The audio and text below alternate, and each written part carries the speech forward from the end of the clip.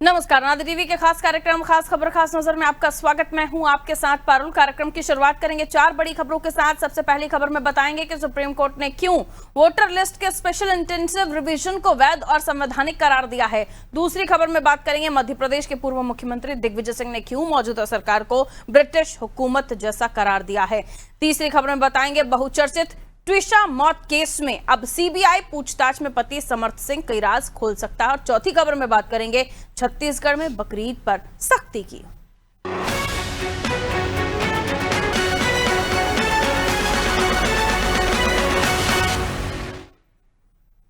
और आइए शुरुआत करते हैं पहली खबर के साथ। वोटर लिस्ट के विशेष गहन पुनरीक्षण यानी एसआईआर को लेकर सुप्रीम कोर्ट ने बड़ा फैसला सुनाया है। सुप्रीम कोर्ट ने एसआईआर प्रक्रिया को वैध और संवैधानिक करार देते हुए कहा, चुनाव आयोग को वोटर लिस्ट की शुद्धता बनाए रखने के लिए विशेष प्रक्रिया अपनाने का अधिकार है। चीफ जस्टिस सूर्यकांत की अगुवाई वाली बेंच ने साफ कहा कि एसआईआर प्रक्रिया मनमानी नहीं है और इसे संतुलित तरीके से लागू किया गया है। सुप्रीम कोर्ट ने चुनाव आयोग को निर्देश दिए हैं कि संदिग्ध नागरिकता के आधार पर जिन लोगों के नाम वोटर लिस्ट से हटाए गए हैं उनकी जानकारी 4 हफ्ते के भीतर केंद्र सरकार को भेजी जाए। कोर्ट ने कहा, वोटर लिस्ट को साफ और सही बनाए रखना निष्पक्ष चुनाव के लिए जरूरी है। चुनाव आयोग ने जून 2025 में बिहार से एसआईआर प्रक्रिया की शुरुआत की थी। इसके बाद पश्चिम बंगाल, केरल, तमिलनाडु, पुडुचेरी समेत कई राज्यों में यह अभियान चलाया गया। अब तक देश के 10 राज्य और 3 केंद्र शासित प्रदेशों में एसआईआर पूरा हो चुका है।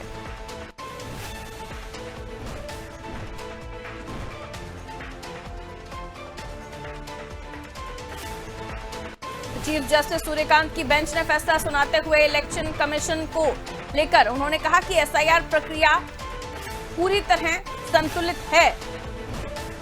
निष्पक्ष चुनाव के लिए साफ वोटर लिस्ट बेहद जरूरी है। आइए मनोज वर्मा जी हमारे साथ जुड़ रहे हैं, हमारे पॉलिटिकल एडिटर, उनसे और भी हम इस खबर को समझने की कोशिश करेंगे। एसआईआर को लेकर सुप्रीम कोर्ट ने जो कहा, जाहिर तौर पर इसे लेकर जो तमाम भ्रांतियां हैं, तमाम भ्रम फैलाए जा रहे थे मनोज सर, उस पर कहीं ना कहीं स्पष्टता आई है और ये माना जा सकता है कि जो भी प्रक्रिया एसआईआर के माध्यम से अपनाई जा रही थी वोटर लिस्ट को शुद्ध करने के लिए, उसको लेकर किसी तरह की आपत्ति नहीं है। हाँ, जो लोग किसी संदेह के दायरे में थे उनको लेकर भी लिस्ट सौंपने के लिए चुनाव आयोग को कहा गया है। लेकिन अब इस पर विपक्ष की तरफ से किस तरह की प्रतिक्रियाएं आ रही हैं वो आने वाले समय के साथ पता चलेगा। लेकिन इसको जैसे कि हर बार ही होता है, वो किसी भी फैसले को जो उनके हिसाब से नहीं होता उसे एक्सेप्ट नहीं करते।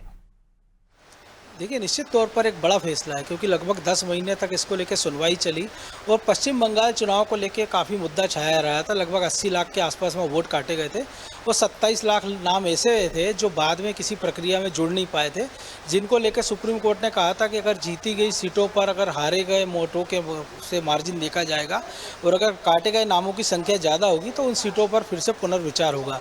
तो ऐसे तमाम सारे कयासों पर आज सुप्रीम कोर्ट ने अपना स्पष्ट फैसला दे दिया है और यह साफ तौर पर कहा है कि जो एसआईआर है, चुनाव शुद्धि प्रक्रिया है, वो चुनाव आयोग का संवैधानिक हथियार है और उसको किसी भी कीमत पे छीना नहीं जा सकता है। क्योंकि ये प्रक्रिया हमने देखा था बिहार से शुरू हुई थी, इसके बाद मध्य प्रदेश, राजस्थान होते हुए 10 राज्यों और 3 केंद्र शासित राज्यों में हुई थी। लगभग 7.25 करोड़ के करीब नाम काटे गए थे और सबसे बड़ा आंकड़ा इसमें 2 करोड़ से ज़्यादा का उत्तर प्रदेश का है और कुछ और राज्यों के लिए एसआईआर की प्रक्रिया आने वाले दिनों में शुरू होने वाली है। तो सबसे बड़ा सवाल, कुछ सवाल ऐसे थे, जैसे पहला सवाल ये था सुप्रीम कोर्ट के सामने कि क्या चुनाव आयोग के पास एसआईआर करने की शक्ति है। तो चुनाव आयोग की सुप्रीम कोर्ट ने माना कि जी हाँ, चुनाव आयोग के पास ऐसी शक्ति है जिससे वोटर लिस्ट का शुद्धिकरण किया जा सके और जो लोग मृत हो गए हैं, डुप्लीकेट हैं या फर्जी हैं, उनके नाम हटाए जा सकते हैं। दूसरा एक सवाल ये भी था कि क्या इसका कोई वैध उद्देश्य है, तो इसको भी सुप्रीम कोर्ट ने माना कि यहाँ चुनाव निष्पक्ष कराने के लिए एसआईआर की प्रक्रिया जरूरी है। जनप्रतिनिधित्व अभियान को लेकर उसमें पूछा गया था कि क्या एसआईआर कानून रूप से मान्य और उचित है, तो उसके बाद सुप्रीम कोर्ट ने कहा कि ये चुनाव कैसे होंगे, कौन वोट दे सकता है, कौन चुनाव कैसे लड़ेगा, कौन लिस्ट तैयार करेगा, ये चुनाव आयोग की प्रक्रिया का हिस्सा है। इसके साथ ही ये पूछा गया था कि क्या चुनाव आयोग के पास जानकारी या दस्तावेज मांगने का अधिकार है।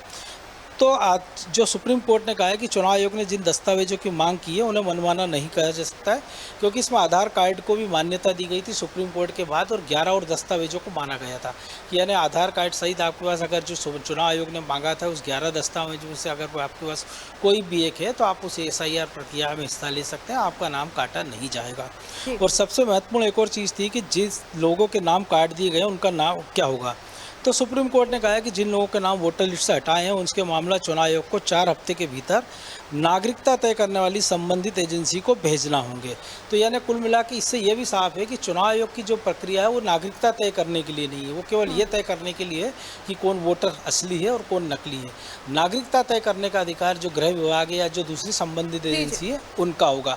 और अगर लोग चुनाव आयोग को लगता है, बाकी एजेंसियों को लगता है कि जिन लोगों के नाम काटे हैं उनके पास वैध दस्तावेज नहीं है या वो बांग्लादेश या किसी और देश से घुसपैठ करके आए हैं, तो उचित प्रक्रिया का पालन वो संबंधित विभाग कर सकते हैं।